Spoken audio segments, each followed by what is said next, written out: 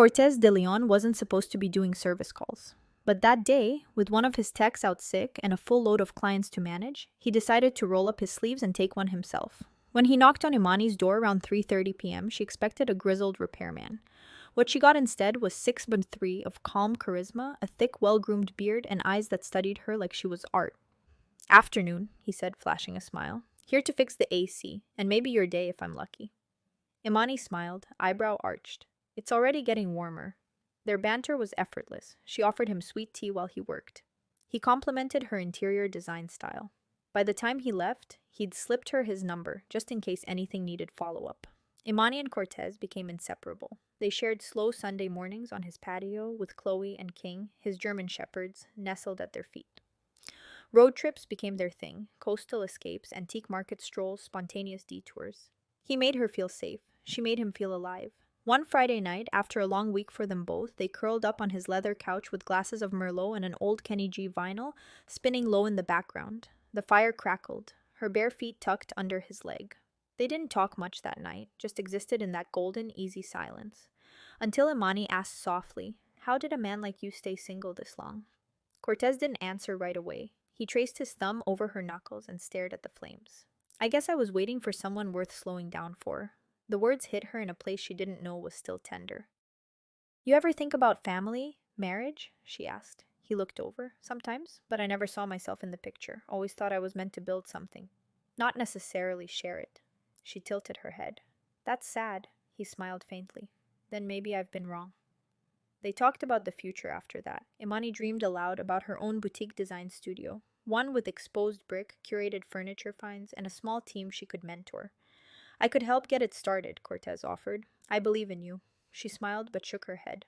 "Thank you, but I want to build this on my own 2 feet. No shortcuts." "I like that," he said, admiring her even more. Then she asked about his family. "Gone," he replied after a pause. "No siblings. Parents passed when I was young. It's been me for a while now." He said it without flinching, but the air shifted. Imani didn't push. But something about the way he looked at the fire instead of her lingered in her mind long after the night ended. And when she curled into his arms under the blanket, she couldn't shake a single whispering thought. That man is hiding something. Everything felt perfect, until it didn't. One evening, as they shared takeout on her balcony, Cortez's phone lit up on the table with a message that read, "T, you still good? They're asking around again." Cortez quickly flipped the phone face down, laughing a little too casually. "Just some vendor drama. One of my old guys, Terrence, runs a warehouse out in Macon. He's always hearing gossip in the trade circles." But Imani's curiosity stuck to her ribs. "Who's asking around?" He took a bite of food and shrugged. "Nobody that matters." But his tone was too light, too quick. That night, she noticed he left his phone in his office charging. A habit he hadn't had before. And every time the topic drifted to his past or old connections, he'd change course, joke it off, offer her wine, distract. Something had shifted. Later that week, Cortez left for a weekend work trip. Out of state, he claimed. Big contract, might be a late Sunday return. Imani stayed behind to look after Chloe and King. Saturday morning, she tried to get into his office to grab one of the dog leashes he kept in there. The door was locked. Chloe started scratching at the floor near the corner bookshelf, barking, whining. Imani knelt down to see what the fuss was about and felt a faint draft coming from the wall. She moved the shelf aside and noticed something odd, a seam in the wood paneling. Imperceptible unless you were inches away. Her fingers traced the edge and pressed lightly. Click. A section of the panel eased open. Behind it, a hidden compartment. What she found inside turned her blood cold. A folder labeled CM Operation Backup. Inside, fake IDs, at least 4. All with Cortez's face, but one of them said Anthony Miles. 2 prepaid burner phones. A black leather journal filled with numbers, coded contacts, and notes like, "Move cash from A to G by 5th. Don't use direct lines."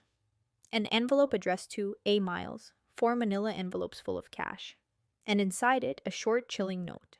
"You were always disposable. If they come asking, disappear." CD.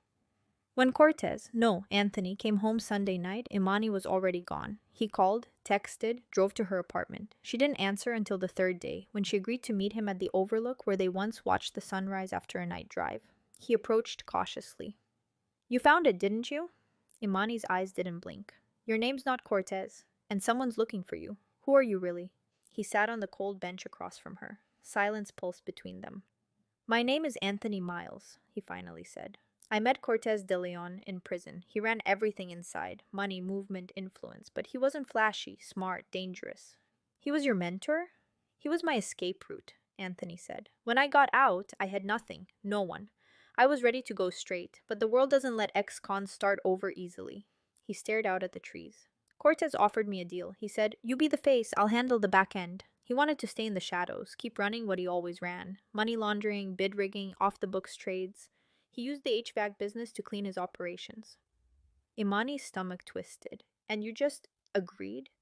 I didn't have a choice, he said. At first, I thought I could outgrow him, build something real, but even as I made the company legit, real clients, real staff, he never let go. He'd check in, use me, and when I started pushing back, that's when the threats started. T was Terrence? She asked. Anthony nodded. Cortez' handler, one of his eyes on me, always checking in, letting me know I was still on a leash. Imani looked shattered. You let me fall in love with someone who didn't exist. Anthony's voice cracked. No, you fell in love with me. The man who brought you tea on cold mornings, who built a dog ramp for King when he got that paw injury.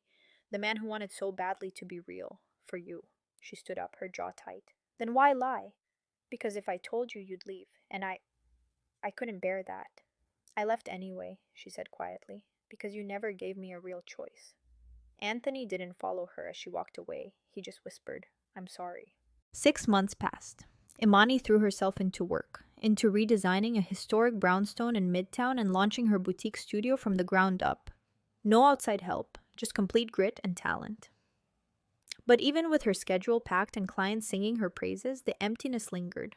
Her heart had stretched around Anthony, even if his name wasn't real. The quiet moments hit hardest, when she made tea and no one asked if she wanted honey, when Chloe and King's leash jingled in her dreams. One Friday afternoon, her assistant forwarded an invitation from a high-end client. You're cordially invited to celebrate the engagement of Cortez de Leon and Celeste Brightman. Imani stared at the screen. Cortez de Leon was alive, publicly, gloriously, the name she'd loved. The name Anthony said belonged to a ghost. She had to see it for herself. The venue was a glass-wrapped rooftop overlooking the skyline. Soft jazz played, champagne flutes sparkled, and there he was, the real Cortez, slick, handsome, smiling in a tailored navy suit, shaking hands like a politician. He was everything Anthony had pretended not to be, polished, connected, dangerous. Imani didn't approach, she didn't cause a scene. But now she understood. Cortez hadn't disappeared. He had stepped back to reinvent his power. Anthony had just been his prototype, his proxy, and now Cortez was reclaiming his stage. Weeks passed. Imani told no one about the engagement party. Some truths were too sharp to share. One crisp morning, a manila envelope arrived by certified mail. No return address. Inside was a deed. A deed to a modest 3-bedroom, 2.5-bath home on a serene 1-acre wooded lot nestled in the foothills of North Georgia. Fully paid off, in her name. And tucked inside the deed was a handwritten letter. You were the first person who saw the real me, buried beneath the name, the fear, and the weight of someone else's past. I couldn't go back to pretending after that. I gave everything up. I needed to build something honest, even if it meant starting with nothing. I don't know if I deserve to ask you for anything, but if you ever want peace, if you ever want truth, this place is yours. And maybe, just maybe, so am I. Anthony.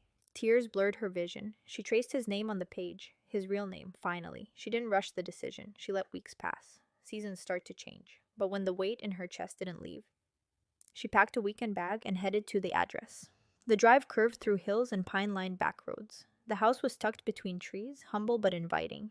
A screened porch, a rocking chair, wind chimes that danced gently in the breeze. A bowl of water sat on the porch. 2 leashes hung beside the front door. Imani smiled.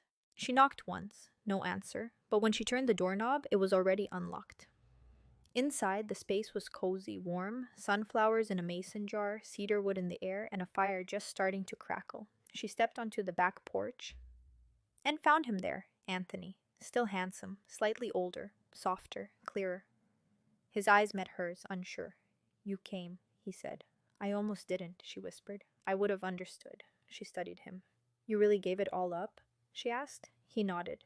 Everything. Name, contracts, money. I needed to see if I could be something without being him. You are, she said quietly. You always were. He took a step forward. I'm not asking for the past back, just a shot at a future, with my real name, my real hands, my real heart. Imani looked around at the simple beauty he had built. Then she took his hand. "We'll start with tea," she said, and he smiled. "Honey?" This time she answered, "Yes." The end. A story of stolen names, borrowed time, and the man who earned his own. Thank you so much for listening. If you enjoyed the story, be sure to like, comment, and subscribe to the channel. Your support keeps these stories alive, and I can't wait to share more unforgettable tales and new adventures with you soon. Until next time, stay inspired.